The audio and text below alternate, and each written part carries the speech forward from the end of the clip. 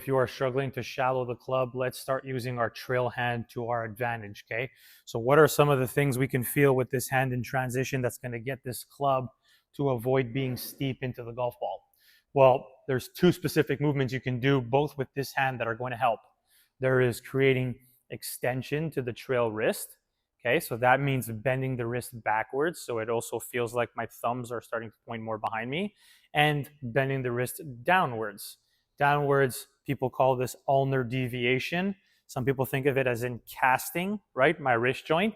Well, if I stand here and my thumbs point to the sky, well, that means that this club is obviously going to be very steep.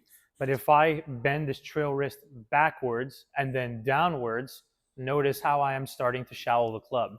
So that feel you're going to want to do specifically in transition to the downswing is going to be bend the wrist back, bend the wrist down, right? I can have this club in any which position I want at the top of the swing, even if I'm very across the line. If I take this trail hand and I'm feeling bend the wrist back, bend the wrist down, notice how all of a sudden I just rearranged the club into a much shallower position. Back and down with the trail hand. You can also think of it the same way through the lead hand, but I find a lot of people find it much easier to control it through the trail wrist, right? So notice wrist goes back, wrist goes down, club is in a much shallower position.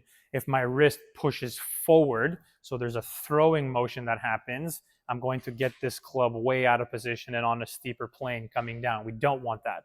We want to take this wrist and feel like it's bending backwards and bending down, and all of a sudden this club is going to come down nice and shallow, and you'll never really have a path problem into the golf ball anymore.